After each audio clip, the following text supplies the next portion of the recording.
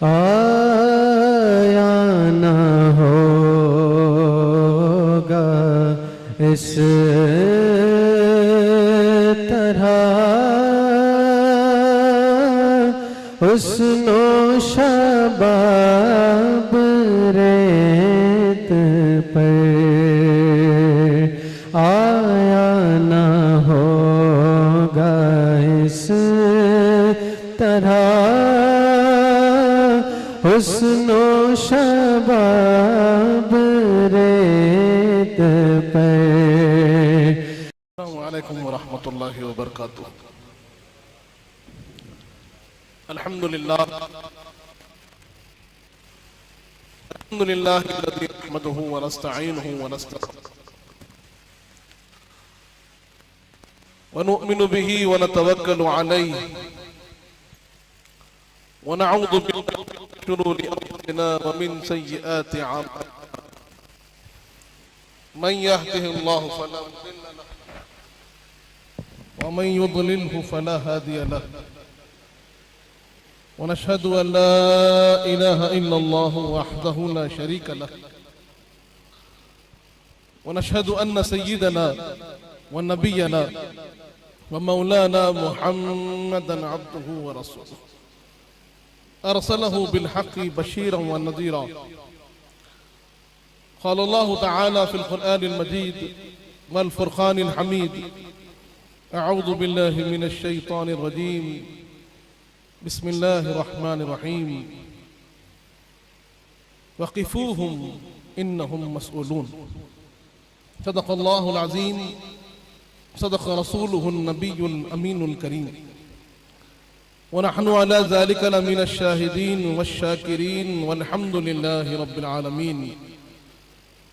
وقال تعالى في شان حبيبه الكريم: إن الله وملائكته يصلون على النبي يا أيها الذين آمنوا صلوا عليه وسلموا تسليما. اللهم صل على سيدنا محمد وعلى آل سيدنا مولانا محمد وبارك वसल्लम। फिर आ गया अशरे मुहर्रम, हुसैन फिर याद आ रहे हैं जो उन पे कुर्बान है जानो दिल से, फिर उन पे आंसू बहा रहे हैं। गमे हुसैन खुदा सबको सरफराज करे, यही वो गम है जो हर गम से बेनियाज करे। हुसैनियत जिसे कहिए वो सबके बस की नहीं, खुदा की देन है वो जिसको सरफराज करे। बिरादरान अजीज, अल्लाह रब्बुल इज्जत का कि शुक्र है, उसका फजल है कि अल्लाह ने हमें अहले बैत अतहार का मुहिब बनाकर पैदा किया।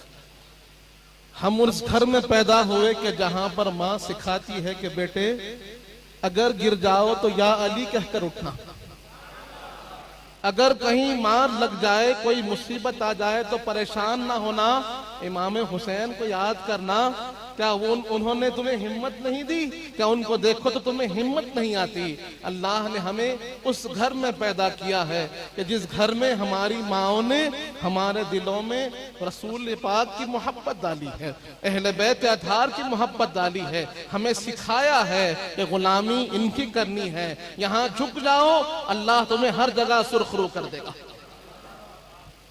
बिरादरान अजीज, मैंने जिस आयत करीमा की तिलावत का शर्फ हासिल किया, अल्लाह रब्बुल इज्जत फरमाता है कि कुरान मजीद में वक़िफ़ूहुम इन्नहुम मसूलून।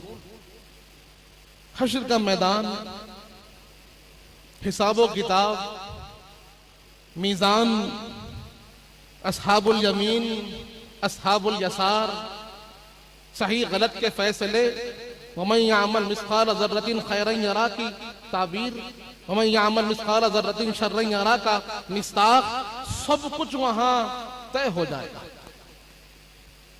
लोग अपने हाथों में नाम आमाल लेकर कुछ लोग खुश नजर आएंगे, कुछ लोग होंगे गमगीन होंगे कि उनको मुजदे जहन्नम सुना दिया जाएगा। और कुछ होंगे कि नाम आमाल लेकर जन्नत की तरफ चलने लगेंगे, जन्नत के रास्ते पर गामजन हो जाएंगे और अल्लाह फरिश्तों को हुक्म देगा वक़िफूहुम, उनको रोक दो, इनको रोक दो, इन्नहुम मसूलून। अभी एक सवाल बाकी है, अभी सवाल बाकी है, अभी हिसाब खत्म नहीं हुआ, अभी एक सवाल इनसे बाकी है। और हदीस पाक में आता है वो सवाल क्या होगा, किसके बारे में पूछा जाएगा। तो हुजूर पाक फरमाते हैं कि इनसे पूछा जाएगा कि ये अहले बैत अतहार से कैसा ताल्लुक रखते थे, इनके दिल में नबी की मोहब्बत थी या नहीं थी, अहले बैत अतहार की मोहब्बत थी या नहीं थी, विलायत अली के कायल थे या नहीं थे।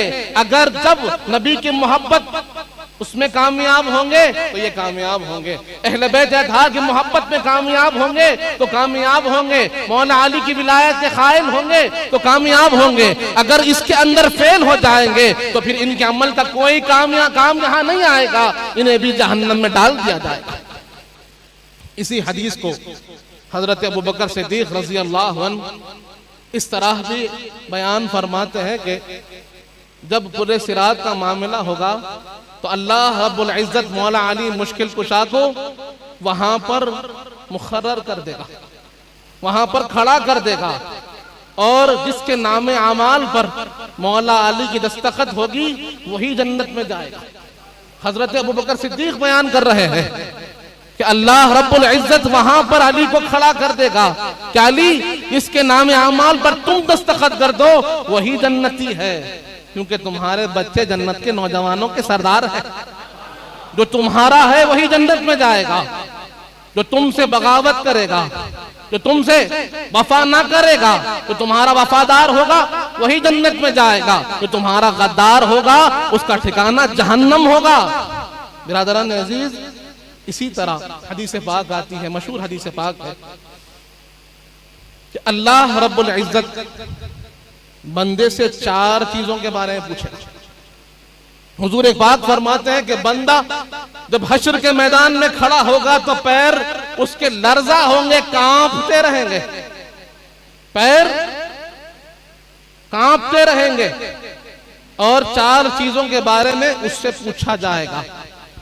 पहली चीज अंजसदी, उसके जिस्म के बारे में कि तूने, अल्लाह ने जिस्म तुझे दिया, जो ताकत तुझे दी, जो खुव्वत तुझे दी, उसका तूने क्या किया, इस जिस्म का इस्तेमाल किस रास्ते पर किया, किस काम में किया, यह सवाल होगा।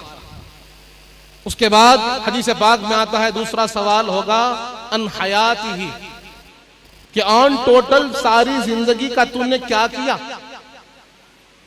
तेरे वक्त का तूने क्या किया, किस तरफ तूने अपने वक्त को, अपनी जिंदगी को गुजारा है, किस रास्ते पे गुजारा है। तीसरी चीज उससे पूछी जाएगी अनमाली ही, उसके माल के बारे में कि माल कहां से कमाया, मिन अयना इक्तसबा, कि कहां से कमाया और कहां खर्च किया, हलाल जरिए से कमाया, हलाल जरिए पे खर्च किया या इसराफ किया। उसके बाद हुजूर पाक फरमाते हैं चौथा सवाल होगा अन हुब्बी अहली बैती, कि मेरी अहले बैत के बारे में सवाल होगा, अहले बैत अतहार की मोहब्बत के बारे में सवाल होगा। जब हुजूर पाक ने फरमाया कि चौथा और आखिरी सवाल, सारे मामलात होने के बाद, सारे हिसाब व किताब होने के बाद चौथा सवाल अल्लाह करेगा अहले बैत अतहार की मोहब्बत का, और इसमें कामयाबी होगी तो फिर जन्नत का मुजदा सुनाया जाएगा। तो सहाबा इकराम ने अर्ज किया, या रसूल अल्लाह, अहले बैत अतहार की मोहब्बत की दलील क्या है, अहले बैत अतहार की मोहब्बत, आपकी मोहब्बत। सहाबा अर्ज करते हैं, या रसूल अल्लाह, आपकी मोहब्बत और आपकी अहले बैत अतहार की मोहब्बत, इसकी दलील क्या है, कैसे पहचाने कि ये मुहिब्बे अहले बैत है, ये मुहिब्बे रसूल है, कैसे पहचाना जाएगा। तो सहाबा इकराम फरमाते हैं जब हमने पूछा तो हुजूर पाक ने मौला अली आपके बाजू बैठे थे, कांधे पे हाथ रखा कि हुआ हुआ, ये है वो दलील मोहब्बत की कि अली से मोहब्बत होगी तो समझ लेना अहले बैत अतहार से मोहब्बत होगी, अली से मोहब्बत होगी समझ लेना कि रसूल से मोहब्बत होगी, अली से मोहब्बत होगी समझ लेना कि खुदा से मोहब्बत होगी।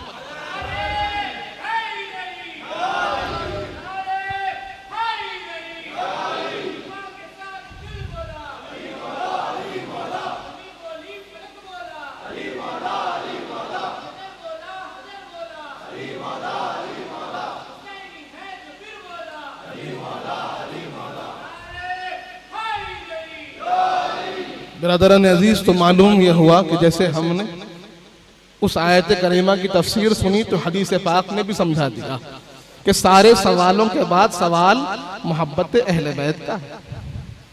सारों में कामयाब हो के समझ जाए कि मैंने अमल को पास कर लिया, मैंने जिस्म तो पास कर लिया, माल तो पास कर लिया, तो अभी पास ना हुए, अभी अहम सब्जेक्ट बाकी है, वो सब्जेक्ट जो मैंडेटरी है, जिसमें पास होना जरूरी है।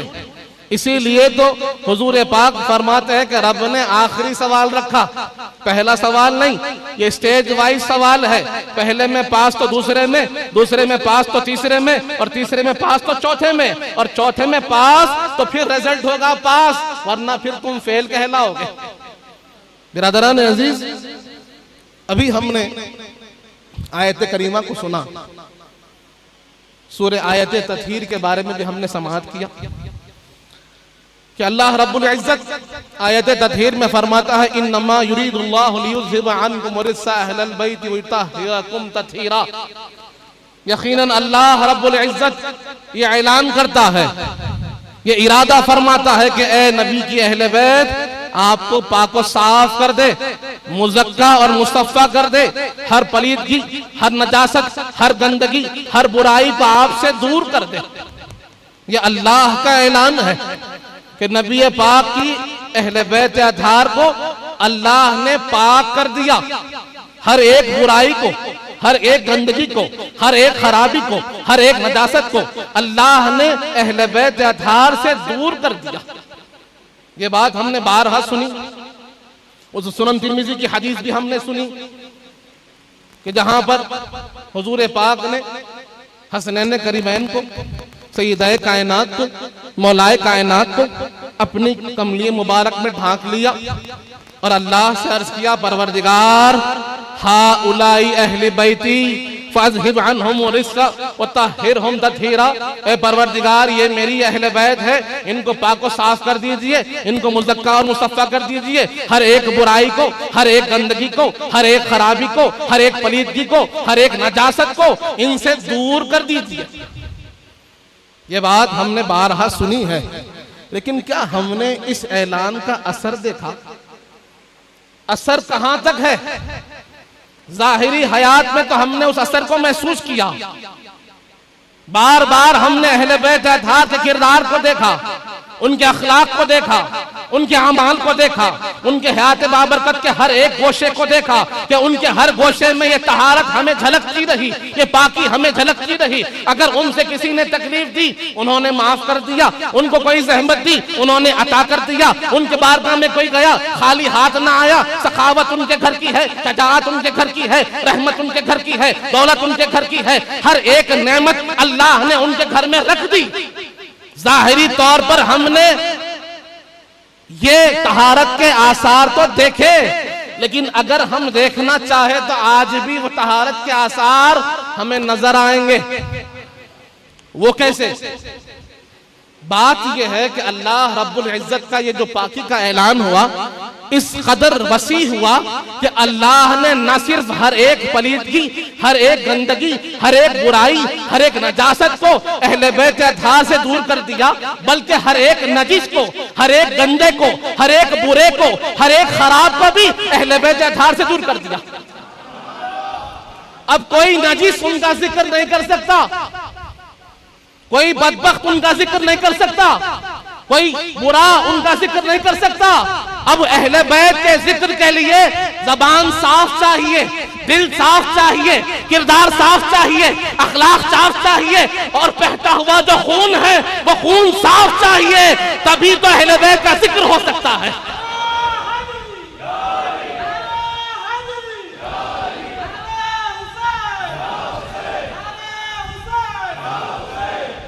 हम आज देख रहे हैं कि कुछ लोग लिबास तो साफ पहनते हैं, बात तो अच्छी करने की कोशिश करते हैं, लेकिन जब बात अहले बैत के जिक्र की आती है तो हलक से हुसैन नहीं निकलता, हलक से अली नहीं निकलता, हलक से हसन नहीं निकलता। वजह क्या है? क्योंकि अहले बैत के जिक्र के लिए किरदार भी पाक चाहिए, नस्ल भी पाक चाहिए, खून भी पाक चाहिए, जबान भी पाक चाहिए।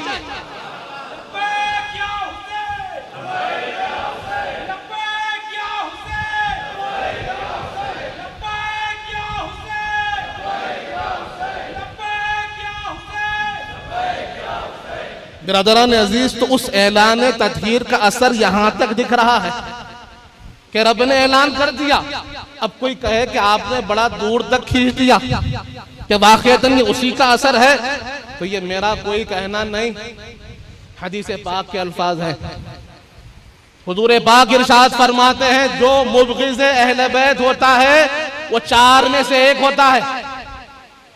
जो अहले बैत का बुग़्ज़ रखने वाला होता है वो या तो मुनाफिक होता है, या तो मुनाफिक होता है। हुजूर पाक फरमाते हैं या तो फिर जिना से होता है, या फिर हुजूर फरमाते हैं कि उसकी माँ ने उस वक्त हमल इख्तियार किया होगा जबकि वो नापाक थी, उस नापाकी का असर होता है। बिरादरान अजीज, इन तीन लोगों को हुजूर पाक बयान करते हैं और फरमाते हैं कि अहले बैत का जो बुग़्ज़ रखता है इन तीन में से एक होता है, मुनाफिक होगा या ज़िना से होगा या नापाकी की औलाद होगा। क्योंकि जो पाक होता है वो गुलाम अहले बैत होता है, और जो नापाक होता है वही अहले बैत अतार से दूर होता है। तो आयत तत्हीर का असर हमने यूं भी देखा है। बिरादरान अजीज, एक और अज़मत अहले बैत की हमने ये भी जानी कि हुजूर पाक फरमाते हैं, मैं तुम्हारे दरमियान दो भारी चीजें छोड़े जाता हूं, इन्नी तारिकुम फीकुम सक़लैन, मैं तुम्हारे दरमियान में दो भारी भरकम चीजें छोड़े जा रहा हूं। मा इन तमस्सकतुम लन तज़िल्ला अबदा, कि अगर तुम इनको थाम लोगे कभी गुमराह नहीं होगे, कभी सही रास्ते से हटोगे नहीं, कभी भटकोगे नहीं, कभी गलत रास्ते पे जाओगे नहीं, तुम जिस रास्ते पे चलते रहोगे वो सही रास्ता होगा। ब्रदरान अजीज, बात यह है, आज अगर हम अपने आप को देखें या हर एक बंदे को देखें तो हर बंदा यही चाहता है कि उसे सिरातल मुस्तकीम मिल जाए। इसीलिए तो बार बार बार बार नमाज में, दुआ में बंदा दुआ कर रहा है, इहदिनस सिरातल मुस्तकीम, इहदिनस सिरातल मुस्तकीम, परवरदिगार मुझे सिरातल मुस्तकीम अता फरमाइए। तो जिस पर अल्लाह का करम होता है अल्लाह उसे सिरातल मुस्तकीम अता फरमाते हैं। और हुजूर पाक फरमा रहे हैं सिरातल मुस्तकीम क्या है? कि जिसके हाथ में कुरान है और दामन अहले बैत है। ये दो चीजें, भारी चीजें, अगर तुम इनको थाम लोगे कभी गुमराह ना होंगे। पहली क्या है? हुजूर पाक फरमाते किताबुल्लाह, अल्लाह की किताब, अल्लाह की किताब है। हब्लुन ममदूदुन बैन समाई वल अर्ज़, ऐसी रस्सी जो जमीन से आसमान तक दराज है, इसको थामो। और दूसरी चीज फरमाई अहले बैती इतरती, मेरी अहले बैत मेरी इतरत है। इन दोनों चीजों को थाम लोगे कभी गुमराह ना होगे, कभी भटकोगे नहीं, कभी रास्ते से हटोगे नहीं। तुम जिस रास्ते पे चलोगे वो सीधा रास्ता होगा, अच्छा रास्ता होगा, सच्चा रास्ता होगा, क्योंकि तुम्हारे हाथ में कुरान भी है और अहले बैत अतार भी है। आगे फरमाया वहीं वलन यतफर्रक़ा हत्ता यरिदा अलैयल हौज़, और इनका साथ दुनिया तक नहीं है। ऐसा नहीं कि दुनिया खत्म तो साथ खत्म नहीं, कुरान और अहले बैत दुनिया में भी साथ है और आखिरत में भी साथ है, यहां तक के मेरे पास हौज़े कौसर पे आ जाएंगे। बिरादरान अजीज, तो जिनको ये समझ में आता है कि भाई कुरान कुरान कुरान कुरान, ये जान लो कि हुजूर पाक फरमाते हैं सिर्फ कुरान नहीं, कुरान और अहले बैत ये दोनों साथ है। इन दोनों को थामोगे कामयाब, इन दोनों को थामोगे नजात पाओगे। बिरादरान अजीज, अहले बैत अतहार की अहमियत बहुत ज्यादा है। लोग कहते हैं कि इतना जिक्र क्यों, इतनी याद क्यों, इतना चर्चा क्यों। बिरादरान अजीज, बात यह है कि ये जिक्र ना हमने किया है ना ये हमारा इरादा है, कि जिक्र का हुक्म परवरदिगार का है, मोहब्बत अहले बैत का हुक्म परवरदिगार का है। आयत मवद्दत हमारे सामने है। अहले बैत अतहार की अज़मत को अल्लाह ने बयान किया, अहले बैत अतहार की मारिफत को अल्लाह ने बयान किया, अहले बैत अतहार की सखावत को अल्लाह ने बयान किया, अहले बैत अतहार की सियादत को अल्लाह ने बयान किया। अब अल्लाह इनको बयान कर रहा है कुरान मजीद में, और हुजूर पाक सल्लल्लाहु अलैहि वसल्लम इरशाद फरमा रहे हैं कि जिसने मेरी अहले बैत से मोहब्बत की, दर हकीकत उसने मुझसे मोहब्बत की। और हम जानते हैं कि हुजूर पाक की मोहब्बत ये ईमान के लिए जरूरी है। जब तक हुजूर पाक की मोहब्बत ना होगी, ईमान कामिल ना होगा। उसी तरह हुजूर पाक ने यह भी समझा दिया, सुनन नसाई की वो हदीस हमारे सामने है जहां पर हुजूर पाक फरमाते हैं ला यदखुलु क़ल्ब रजुलिन अल ईमानु हत्ता युहिब्बहुम लिल्लाहि व लिखराबती, कि किसी शख्स के दिल में उस वक्त तक ईमान दाखिल ना होगा जब तक वो अहले बैत अतहार से अल्लाह की खातिर और रसूल पाक की खातिर मोहब्बत ना करे। हुजूर पाक फरमा रहे हैं कि अहले बैत अतहार की मोहब्बत ये ईमान के लिए जरूरी है, कि अगर अहले बैत अतहार की मोहब्बत दिल में नहीं तो उस दिल में ईमान दाखिल नहीं हो सकता। बिरादरान अजीज, अब ये बात तो हमें सोचना है कि अगर दिल में ईमान नहीं तो फिर अमल किस काम का, सजदे किस काम के, रोजे किस काम के, खिरात किस काम की। तो ईमान जरूरी है अमल की मकबूलियत के लिए, और हुजूर पाक की मोहब्बत और अहले बैत अतहार की मोहब्बत जरूरी है ईमान के लिए। इसीलिए हमने हदीस पाक बारहा सुनी। हजरत अब्दुल्लाह इब्न अब्बास रजी अल्लाह अन्हुमा रिवायत फरमाते हैं इस हदीस को, और दीगर सहाबा इकराम ने भी इसे नकल फरमाया कि एक मरतबा हुजूर पाक ने इरशाद फरमाया मात अला बुग़्ज़ि अहली बैती माता काफिरा।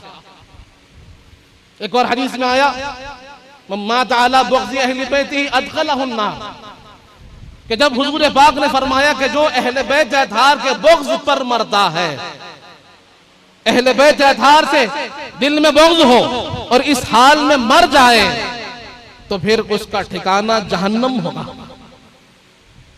जब इस शिद्दत के साथ, इस सख्ती के साथ हुजूर पाक ने इरशाद फरमाया, इस पर सहाबा इकराम में से किसी ने उठकर अर्ज किया या रसूल अल्लाह इन सामा व सल्ला, अगर वो रोजा रखता है, अगर वो नमाजें पढ़ता है, लेकिन उसके दिल में अहले बैत का बुग़्ज़ है, तो क्या फिर भी वो जहन्नम में जाएगा? नमाज काम नहीं आएगी, रोजा काम नहीं आएगा, सिर्फ अहले बैत की मोहब्बत ना हो तो क्या जहन्नम में चला जाएगा? जब ये अर्ज किया गया, हुजूर पाक ने फरमाया इन सामा व सल्ला बैनल हजरी वल मकाम, कि अगर वो रोजा भी रखता है और हजरे अस्वद और मकाम इब्राहिम के दरमियान खड़ा होके भी नमाज पढ़े और वहां नमाज पढ़े इस हाल में कि उसके दिल में अहले बैत का बुग़्ज़ है, तो जान लो कि उसका ठिकाना जहन्नम होगा। क्यों? क्योंकि हमने पहली हदीस सुनी है, वो हदीस हमारी रहनुमाई करती है अहले बैत अतहार की मोहब्बत ईमान है, और ईमान के बगैर अमल कामयाब नहीं होता, अमल मकबूल नहीं होता, अमल मोतबर नहीं होता। इसीलिए हुजूर पाक फरमाए दिल में अहले बैत का ना होना, दिल में अहले बैत की मोहब्बत का ना होना इस बात की दलील है कि उस दिल में ईमान भी नहीं है, वो मुनाफिक है। बिरादरान अजीज, अब जब हम हुजूर पाक की बारगाह में हाजिर होकर देखें कि हुजूर पाक अपने शहजादों से कैसी मोहब्बत करते थे, क्या अंदाज़े मोहब्बत रहा। क्योंकि अल्लाह फरमाता है वमा आताकुम रसूल फखुज़ूहु, कि जो हुजूर पाक तुमको दे उसे पकड़ लो, उसे ले लो, उसे अपनी जिंदगी का हिस्सा बना लो। अतीउल्लाह व अतीउर रसूल, अल्लाह की इताअत करो और रसूल पाक की इताअत करो।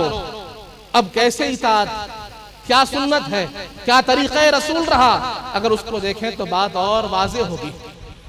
हदीस पाक में आता है कि हुजूर पाक सल्लल्लाहु अलैहि वसल्लम का ये तरीक़ेकार रहता था कि आप अपने शहजादों के साथ मस्जिद नबवी शरीफ में तशरीफ लाते और उन शहजादों को वहां सहने मस्जिद पे छोड़ देते और शहजादों के साथ खेल होता, कभी कुछ कभी कुछ।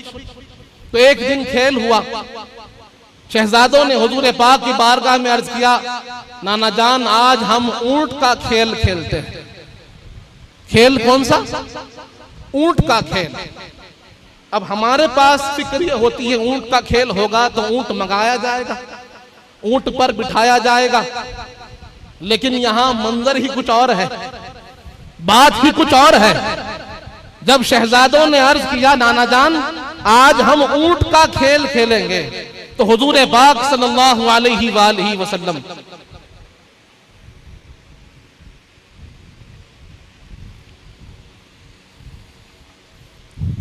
अपने शहजादों के लिए बनफ्से नफीस खुद ऊंट बन जाते हैं।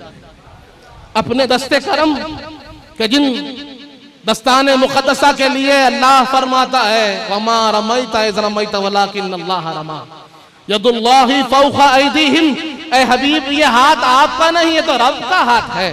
अब उन हाथों को हुजूर पाक उस रेत पर रखते हैं, अपने घुटनों को उस रेत पर रखकर शहजादों को कहते हैं कि शहजादों मेरी पीठ पर बैठ जाओ। कौन सी, किस पुश्ते मुबारक की बात हो रही है कि जिसके लिए कुरान कहता है अलम नशरह लक सदरक व वज़अना अन्का विज़रक अल्लज़ी अनख़ज़ ज़हरक। ए हबीब क्या हमने आपके सीने अक़दस को नहीं खोला, क्या हमने आपके पुश्ते मुबारक के हर बोझ को नहीं उठाया।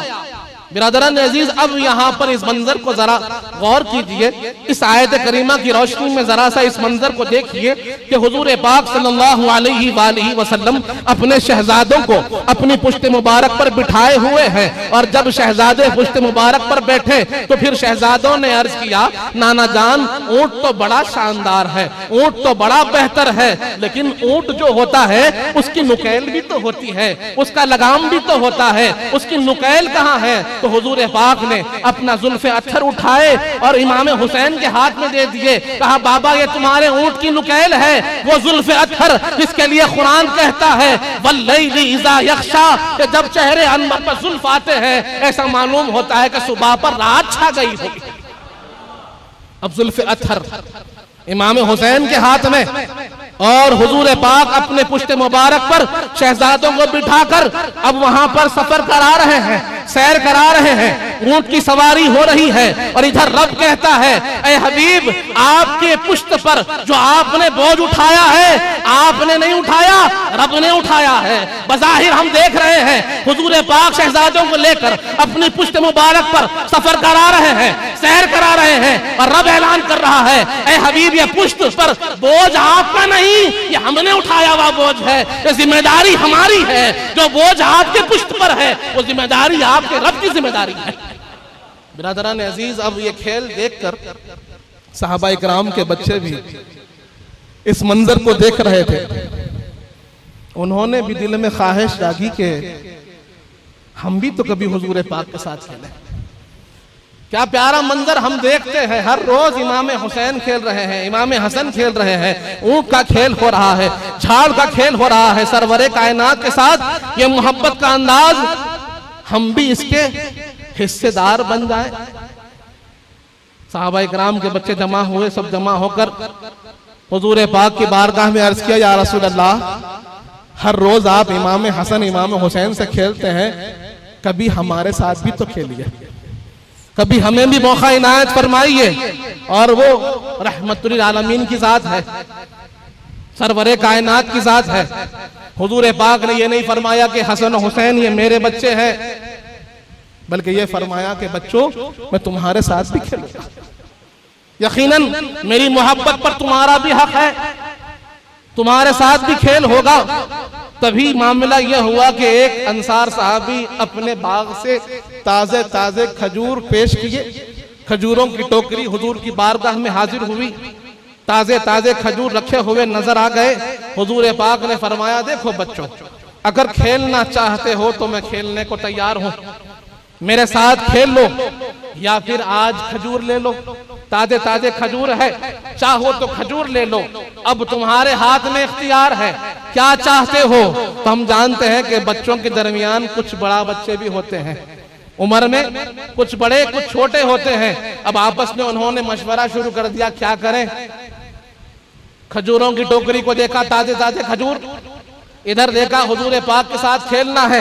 वो जानते थे सरवरे कायनात की जात है, जब मारूजा पेश करो कबूल होने वाला है। उन्होंने कहा कि खेलना बाद में हो जाएगा, आज खजूर ले लेते हैं। हुजूर पाक की बारगाह में हाजिर हुए, अर्ज किया या रसूल अल्लाह हम फिर कभी खेल लेंगे, आज खजूर अता फरमा दीजिए। हुजूर पाक ने उन सबको खजूर अता फरमा दिया। बिरादरान अजीज, सुनन तिरमिजी की हदीस हमारे सामने है कि हुजूर पाक सल्लल्लाहु अलैहि वसल्लम एक मर्तबा नमाज में सजदा बड़ा तवील हो गया, बहुत लंबा सजदा। सहाबा इकराम फरमाते हैं, रावी हदीस फरमाते हैं कि मेरे दिल में बेचैनी शुरू हो गई, बेकरारी शुरू हो गई कि ये क्या देख रहा हूं, क्या हो गया। खुदा ना खास्ता कोई हुजूर पाक पर तकलीफ तो नाजिल नहीं हो गई, कोई जहमत तो हुजूर पाक को ना हुई कि इतना लंबा सजदा आज तक ना हुआ था जो अब हो गया। आप कहते हैं मैं सजदे से सर उठाया और मैंने हुजूर पाक की तरफ अपनी निगाहों को दौड़ाया। मैंने देखा कि हुजूर पाक अल्लाह के सामने सजदारेज हैं और इमाम हसन इमाम हुसैन हुजूर पाक की पुश्त पर सवार है। शहजादे हुजूर पाक की पुश्त पर सवार है। रावी हदीस कहते हैं इस मंजर को देखा तो वापस सजदे में चला गया। जब नमाज मुकम्मल हुई, सहाबा इकराम ने अर्ज किया या रसूल अल्लाह बात क्या है, इतना लंबा सजदा, क्या वही नाजिल हुई, क्या अल्लाह का कोई हुक्म आ गया, कुछ आयात करीमा आ गई। हुजूर पाक ने फरमाया कोई वही नाजिल ना हुई, कोई अहकाम ना हुए, कोई मसला नहीं हुआ।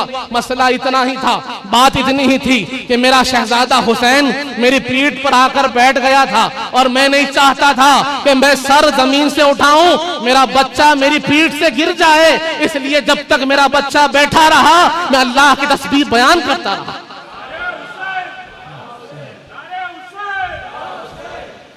बिरादरान अजीज को ताल्लुक़े रसूल हमें मालूम हो रहा है कि ये का ताल्लुक कितना गहरा है, कितना मजबूत ताल्लुक था। हुजूर पाक बार बार समझा रहे हैं, बार बार बता रहे हैं, हमें दिखा रहे हैं कि ताल्लुक कितना गहरा है। जानो इनकी अजमतों को पहचानो, इनके मकाम को पहचानो। उसके बाद हुजूर पाक ने आखिर में एक ऐसा हमें हुक्म दे दिया, ऐसी हदीस हमारे सामने अता फरमा दी कि उसके बाद तो फिर कोई और मकाम मर्तबा बचता ही नहीं। हुजूर पाक फरमाते हैं हुसैन मिन्नी व अना मिन हुसैन, हुसैन मुझसे है और मैं हुसैन से हूं। फरमाया हुसैन मुझसे है, हुसैन का हर एक चीज, हर एक वस्फ, हर एक अदा, हर एक मामला मुझसे है। उनको मुझसे जुदा नहीं समझना, उनको मुझसे अलग नहीं समझना। हुसैन की असल मैं हूं, हुसैन मेरा मजहर है, हुसैन मेरा मजहर है। और याद रख लो मैं हुसैन से हूं। ये वक्त वक्त की बात है, मामला वक्त वक्त का है, एतबार एतबार का है। इसे हुजूर पाक समझा रहे हैं, इसे ख्वाजाए खाजगा ने अपने अशार में भी बयान फरमाया कि शास्त हुसैन बादशास्त हुसैन दीनस्त हुसैन दीन पनास्त हुसैन सरदाद नदाद दस्त दर दस्ते यजीद हक खां के बिना इला इलास्त हुसैन। ये जो मामला है ना कि जब हम इस्लाम की इब्तिदा को देखते हैं, ऐलान इस्लाम को देखते हैं और जानते हैं कि जब हुजूर पाक ने ऐलान फरमाया दीन का, निजाम दीन का, अहकाम कुरान का, वहदहू ला शरीक की वहदानियत का, तो हमने देखा कि हुजूर पाक सर तपा दीन है। तो दीन की हिफाजत के लिए अमीर हमजा भी है, मौला अली भी है, हजरत अबू बकर सिद्दीक भी है, हजरत उमर फारूक भी है, हजरत अम्मार बिन यासिर भी है, हजरत उस्मान गनी भी है। ये सहाबा इकराम अब दीन की खिदमत, दीन की हिफाजत, दीन की पनाह में लगे हुए हैं। हुजूर पाक दीन है तो दीन की खिदमत और हिफाजत करने वाले सहाबा इकराम है। हमने बदर में देखा है, ओहद में देखा है कि जब कभी दीन पर कोई आंच आई तो मौला अली मुश्किल कुशा खड़े हो गए, अमीर हमजा खड़े हो गए, अबू बकर सिद्दीक खड़े हो गए, उमर फारूक खड़े हो गए, उस्मान गनी खड़े हो गए, अम्मार बिन यासिर खड़े हो गए, अबू उबादा बिन जरा खड़े हो गए और उन्होंने दीन की पनाह की। बात चलती रही। जब हुजूर पाक का ज़ाहिरी विसाल हुआ तो निजाम दीन की जिम्मेदारी हजरत अबू बकर सिद्दीक के हाथ आई। अब दीन की जिम्मेदारी हजरत अबू बकर सिद्दीक के हाथ है और उस दीन की पनाह के लिए खड़े हैं तो मौला अली खड़े हैं, हजरत उमर फारूक खड़े हैं, सहाबा इकराम वहां भी मौजूद हैं कि दीन की हिफाजत हो रही है। दीन का निजाम एक चला रहे हैं और दीन की हिफाजत में दूसरे खड़े हैं। हजरत उमर फारूक का दौर आया, हजरत उस्मान गनी का दौर आया, हजरत मौला अली का दौर आया, इमाम हसन का दौर आया और खुलफाए राशिदीन का यह दौर चलता रहा। यहां तक के दीन की पनाह और दीन ये दो हिस्सों में बटा रहा कि जो निजाम दीन चलाने वाले रहे वो दीन का काम करते रहे और जो कोई इस पर हमला करे तो फिर दीन की पनाह के लिए मौला अली खड़े रहे, इमाम हसन खड़े रहे और दीगर सहाबा इकराम खड़े रहे। अब एक वक्त ऐसा भी आया कि जहां पर ख्वाजाए खाजगा फरमाते हैं कि शाह भी हुसैन है, बादशाह भी हुसैन है, दीन भी हुसैन है, दीन पनाह भी हुसैन है। हुजूर पाक की निगाहें देख रही थी कि जब तक मैं दीन हूं हुसैन मुझसे, मेरी पनाह में चल रहे हैं। हुसैन मिन्नी, हुसैन मुझसे है, हुसैन के औसाफ मुझसे है, कमालात मुझसे है, बुलंदियां मुझसे है, तरबियत मुझसे है, इल्म मुझसे है, यहाँ तक के हर एक मामला मुझसे है। और एक मौका ऐसा भी आएगा कि मेरे दीन पर आंच आएगी, मेरे दीन पर हमला होगा, निजाम इस्लाम पर हमला होगा, कुरान के अहकाम पर हमला होगा। लोग चाहेंगे दीन को मिटा देना, लोग चाहेंगे दीन को बदल देना, लोग चाहेंगे कि निजाम इस्लाम मिट जाए, अहकाम कुरान मिट जाए, वहां पर फिस्क व फुजूर आम हो जाए। तो वहां पर याद रख लो, अना मिन हुसैन, मैं हुसैन से होगा। वहां हुसैन को देखो तो मुझे तसव्वुर करना कि हुसैन है तो मेरे काम में खड़ा है। बादशाह भी हुसैन है, शाह भी हुसैन है, दीन भी हुसैन है, दीन की पनाह भी हुसैन है। और जान लो कि हुसैन अपनी जान दे देगा लेकिन मेरे दीन को कुछ होने नहीं देगा।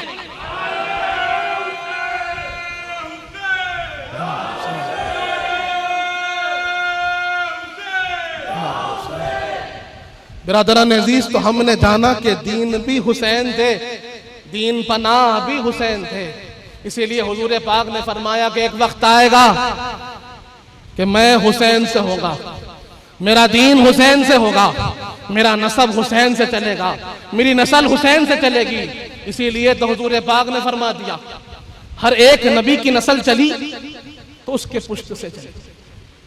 नबी पाक की नस्ल नबी के पुश्त से चली और हुजूर पाक फरमाते मेरी नस्ल मेरी शहजादी और अली से चलने वाली। मेरी नस्ल चलेगी तो इमाम हसन इमाम हुसैन से चलेगी। इस तरह भी हुजूर पाक का मजहर इमाम हसन इमाम हुसैन है कि आज जो नसबे रसूल चल रहा है वो सारा का सारा इमाम हसन इमाम हुसैन से चल रहा है। और हम जानते हैं हुजूर पाक ने फरमा दिया कुल्लु सबबिन व नसबिन यनखतिउ इल्ला सबबी व नसबी। हुजूर पाक फरमाते हैं कि हर एक नसब, हर एक सबब, हर एक खानदान का जो नसब चल रहा है सब कट जाएंगे, सब मिट जाएंगे, सब खत्म हो जाएंगे। ना मिटा है ना मिटेगा तो मेरा नसब नहीं मिटेगा। लोग लाख कोशिश करेंगे, भूखा प्यासा रखेंगे, अतराफ से घेर लेंगे, हजारों मिलके कुछ पर हमला भी कर लेंगे, तब भी मेरे नसब को मिटा नहीं पाएंगे। मेरा नसब तब भी था, अब भी है और क़यामत तक चलता रहेगा। और हमने उसकी जिंदा मिसालें देखी है। हमने देखा है कि करबला में अहले बैत अतहार के सारे खानदान पर हमला हुआ। एक एक को पकड़ पकड़ कर चुन चुन कर हजारों ने मिलकर शहीद किया। एक आबिदे बीमार बच गए थे, एक ज़ैनुल आबिदीन बच गए थे। आबिदे बीमार थे। जब उन्होंने देखा कि सब शहीद हो रहे हैं तो अपने बाबा जान की बारगाह में गए और अर्ज किया, बाबा मैं देखता हूं जो जा रहा है वापस नहीं आ रहा। मैं देख रहा हूं कि हमारी सफ़े खाली हो रही है, आप तन्हा तन्हा होते चले जा रहे हैं। और मैं चाहता हूं कि जैसे मेरे भाई आप पर कुर्बान हो गए, मैं भी आप पर कुर्बान हो गया। मैं बीमार हूं, मेरे हाथों में ताकत नहीं, लेकिन दिल में जज्बा पूरा है, मेरा जज्बा पूरा है। मैं चाहता हूं आप पे कुर्बान हो जाऊं। मैं चाहता हूं कि आपसे पहले मेरी शहादत हो जाए, कि आपसे पहले जब तक ये ज़ैनुल आबिदीन जिंदा रहे आप पर कोई आंच ना आए। इमाम हुमाम ने कहा कि बेटे एक बात तो यह है कि बीमार पर जिहाद नहीं, बीमार पर जिहाद नहीं है। और दूसरी चीज मैं समझता हूं कि तुम बच जाओगे, मेरी कश्ती अहले बैत के नाखुदा तुम होगे और सारे मामलात मेरे तुमसे चलेंगे। अब यह मामला, ये जिम्मेदारी तुम्हारे कंधों पर आएगी और तुम इसे निभाओगे। तुम सब्र करो, तुम सब्र करो। बिरादरान अजीज, हम देखते हैं कि वो तने तन्हा रह गए थे, लेकिन आज हम देखते हैं कि हिंदुस्तान हो या अरब हो, हिजाज हो या कोई और शहर हो, जहां जाते हैं वहां सादात नजर आते हैं, जहां जाते हैं वहां हुसैनी नजर आते हैं, जहां जाते हैं वहां हसनी नजर आते हैं। कैसा हुआ कि वहां एक एक शहजादे बच गए थे, एक शहजादे इमाम हसन के बचे, एक शहजादे इमाम हुसैन के बचे।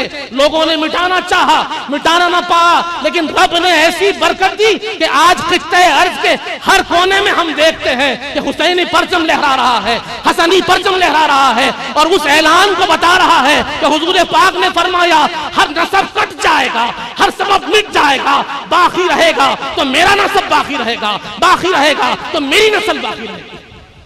बिरादरान अजीज, तो ये मामूली बात नहीं, ये मिसाल है कि जिसे अल्लाह चाहता है उसे रखता है। और आज जो दीन हमको मिला है, जो हक्कानियत आज हमारे हाथ है, उसकी बुनियाद यही है कि इमाम हुमाम ने अपनी शहादतें अता फरमाई, शहादतों के नजराने दिए ताकि दीन बाकी रहे। हमारी जिम्मेदारी है कि इस दीन की हिफाजत करें, दीन इस्लाम की हिफाजत करें, मोहब्बत रसूल की हिफाजत करें, अहले बैत अतहार की मोहब्बत की हिफाजत करें और जो हुसैनी मिशन हमें दिया गया है उस मिशन को बखूबी अंजाम दे, आगे बढ़ाते रहे, उस पैगाम को आम करते रहे जो हुसैनी पैगाम है। बिरादरान अजीज, बहुत सी खुशखबरियां हुजूर पाक ने दी है। हुजूर पाक ने फरमा दिया कि मन अहब्बहुमा, मन अहब्बनी व अहब्बहुमा व अबाहुमा काना मई फिल जन्नह। एक और हदीस पाक में आया कि जो मुझसे मोहब्बत करे, मेरे दोनों शहजादों से मोहब्बत करें और शहजादों के वालिदैन गिरामी मौला अली सैयद कायनात से मोहब्बत करें, हुजूर पाक फरमाते हैं वो जन्नत में मेरे साथ होगा, जन्नत में मेरे दर्जे में मेरे साथ होगा। ये क्या वजह है कि हमें उस दर्जे पे पहुंचाया जा रहा है? अगरचे कि हमारा अमल उतना मजबूत ना होगा, हमारे अमल में वो कमाल कहां से आए जो कमाल पहले वालों का था, लेकिन हुजूर पाक फरमाते हैं कि अगर तुम्हारे अमल कमजोर हो कोई बात नहीं, अगर तुम्हारी निस्बत हमसे मजबूत हो, हमारी अहले बैत से मजबूत हो, तुम्हारे दिलों में अहले बैत की मोहब्बत हो, तो तुम्हारे अमल का कोई मामला ना होगा। रब तुम्हें ऐसा फजल अता फरमाएगा कि तुम मेरे दर्जे में शामिल हो जाओगे, मेरे दर्जे में रहोगे जन्नत में। वजह क्या है? अहले बैत अतहार की मोहब्बत है।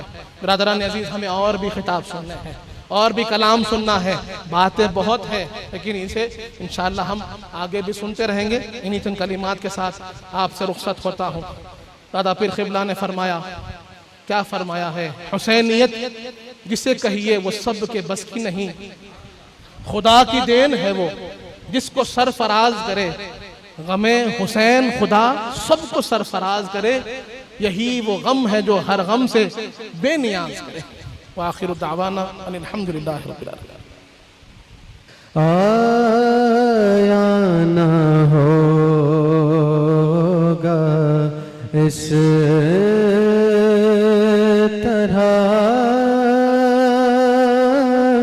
हुस्नो शबाब रेत पर, आया ना होगा इस तरह हुस्नो शबाब रेत पर।